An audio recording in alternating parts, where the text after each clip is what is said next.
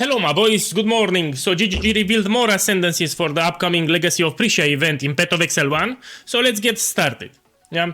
So here we have the Daughter of Oshabi for the Ranger, Antiquarian for Marauder, and Surfcaster for Shadow. Let's start with this one with Daughter of Oshabi and explain everything that we have here. You know, I just woke up with my coffee here. Let's start with this one out of the Magi. Actually, this node we had it in the past in Affliction League. Let me show you. So in Affliction League, they added extra ascendancies that you could take, and one of those nodes was actually this one. You see it here, what of the Magi. It's a copy from this one. They're reusing it in this event, and this is a very powerful node. You need to understand that. Let me zoom in a little. So you get powerful effects conditionally. The condition is that you don't need to have gems socketed in those item slots. Yeah. For some builds this is easy, for some builds it is not. For example, minion builds, they need as many gem slots as possible. But for some builds, especially the event build that I will do, we are not using a lot of gem sockets. Yeah, and here we can benefit from some of these things. For me, the most potent one in this event will be this one, 60% all elemental resistances if you have an equipped helmet with no gem sockets. Basically, you will have a helmet and you will not put gems in it. You will remove the gems and you will get for free 60% elemental resistances, which is great. It will help you cap your resistances easier. So you'll have more flexibility for your other item slots. Yeah. So this is the most powerful in my eyes. That gives you 60% flat elemental resistances here. It's too good.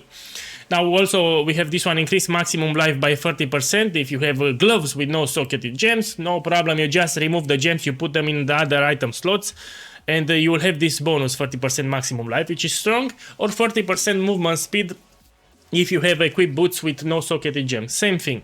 But realistically speaking, you will be able to get 2 benefits like this, not 3. Now also defenses from equipped body armor are doubled if you have no socketed gems, but remember it's harder for body armors because you have 6 gems that you need to sacrifice. Yeah, and yeah, so it's much more harder. So personally, I will go for 60% all elemental resistances and 30% maximum life. You know, the more life you have, the easier and stress-free you will play. If you're a runner, maybe you want to do labs fast, sure, you can consider taking this one, 30% movement speed. Or in the campaign, you know, if you want to speed up the campaign, you can start with this one. You path to out of the Magi and you don't put anything in the boot slot. Yeah, so you move 30% faster, so you complete the campaign faster. Now let's talk about this one, Woodland Shrines. Trigger level 20, create lesser shrine when you kill an enemy. We already have this effect in the game on a helmet, which is called the Ghoul. Here, Ghoul. This thing here, if you read it up, it says trigger level 1, create lesser shrine when you kill an enemy. As you can see, this has the same effect, but it's level 1. Here we have level 20, so I'm assuming it's better. Basically, when you kill enemies, small shrines will appear that you can click with the mouse in order to have it. Yeah, and it will make your character stronger.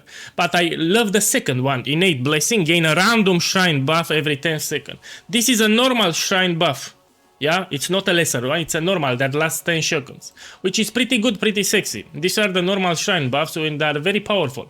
For example, this one, 50% action speed, projectile speed, all hits are critical strikes. You see, powerful effect, 50% increased damage, more attack speed, 100%. Really powerful effects here, man. 100 armor, increase maximum shield by 100, 10 to all maximum resistance. You got the idea.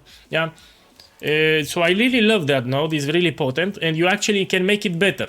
1 second. So these shrines, you can make them better because in this game we have 2 things that help with shrines. Here it's a body armor called Blunder Toad, this one. And it has this line, increased effect of shrine buffs on you. So all these shrines and their effects can be scaled up further if we equip this body armor. It has a problem, true, it requires a lot of strength, but we can bypass that requirement with a timeless jewel that gives you Supreme Ostentation, which is a keystone in PoE that ignores attribute requirements.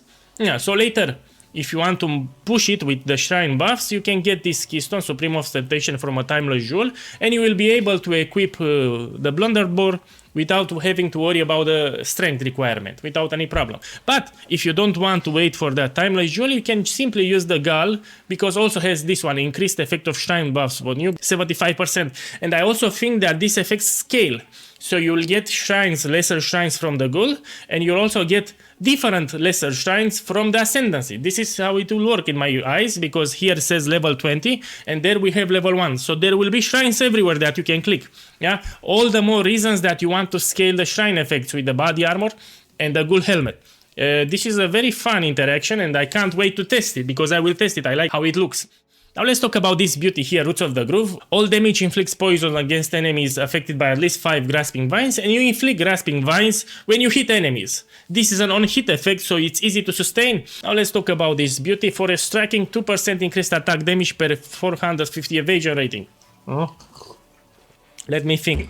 The rare and unique enemies within have minimap icons. This already we had it for the Warden of the Magi. I'm pretty sure there was somewhere here. This one. You see, this one, rare and unique enemies have minimap icons. You really don't care about that thing because in Path of Exile, usually you make builds that explode the whole screen. Everything will die. So you really don't need to worry about that. And 2% increased attacks mean 450 evasion rate, which is a damage boost. If you're scaling a lot of evasion, you will get some benefits. Things can change if you're taking Illuminating Wisps, if you like wands. Let me explain what it does. So it gives you some Sacred Wisps. We already have this inside the game in gem called Sacred Wisps. These wisps, what they do, so when you equip that gem, 2 wisps will appear near your character that will mimic your wand attacks. So you're forced to use wands. This is the idea. If you're taking this node, it's assuming, the game assumes that you will play a wand build.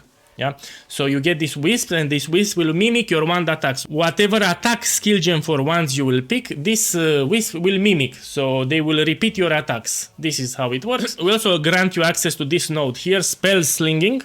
So we have in Path of Exile 1 a gem called Spell Slinger that you can support various spells to it. Now, when you're attacking with the wand, those spells will get cast for you automatically. But because they will be cast automatically, it will reserve mana here, just like an aura. So you need to keep in mind of that. So when you use Spellslinger, it will reserve mana, just like an aura. So you're sacrificing something, but this node helps with that because it has reduced mana reservation. We will see how this will feel, but this is how it works. You link to Spellslinger various spells, and when you're attacking with the wand, that will also be held by the wisps, you can cast those extra spells around you. This is how it works. Okay, my boys, I relogged on another character, on my Orangutanus chieftain, in order to demonstrate how Sacred Wisps work and how the Spellslinger support works, because many of you came from Path of Exile 2 and you don't understand what I'm saying here. So here I have a body armor which has the Spellslinger gem supported to Fireball and Spark. These are active skill gems and that were supported to Spellslinger. Now look here what happens. You can reserve Spellslinger as an aura, and now it will cast automatically Fireball and Spark because are supported once I use a wand attack. Yeah, so here I have a simple attack, Kinetic Bolt. When I'm gonna use it, you see, it triggers Sparks and Fireballs automatically for me. Yeah, so this you need to understand. Let's try something wacky. Let's take here Lesser Multiple Projectiles. Lesser Multiple, we support it here, and we're gonna shoot it. You see, now it shoots 3 fireballs and more sparks. Yeah. You also have here the Sacred Wisp support. The reason it doesn't trigger the wisp is because I need to hit something. Because these wisps get summoned on hit. You know, my boys, I need to find an area where we can showcase this. So I'll go here. You will see when I attack an enemy, it will summon those sexy wisps. Yeah. This is just to see the wisps, how they look. Bam, bam, bam. You see the wisps? Man, I was unlucky because I got a rare that's ruining my video. It teleports, you know, has... it is what it is, you know? You see the wisps? You see them or don't see them? Those two are the wisps. These are the wisps. Okay, my boys, let's run from this beast and go back into my hideout. I did this setup on the spot. We're not dealing damage because these are gems level 1.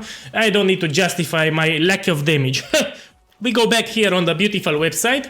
I took a peek at the ascendancies that follow, but I want to do a separate video because there's a lot to talk here. Also, these ascendancies look pretty wacky to me. So this guy has a word, we have a far shot for ranged, they are pretty wacky and I already have some interaction in mind. And also here I was seeing fishing rod. In case you don't know, fishing is a joke in Path of Exile 1. We don't actually have fishing. You can find fishing rods in the game, but they are not a thing, and I need to realize what's happening here. Look here, you are touched by a tormented illegal fisherman, you know? It's illegal, it's not legal.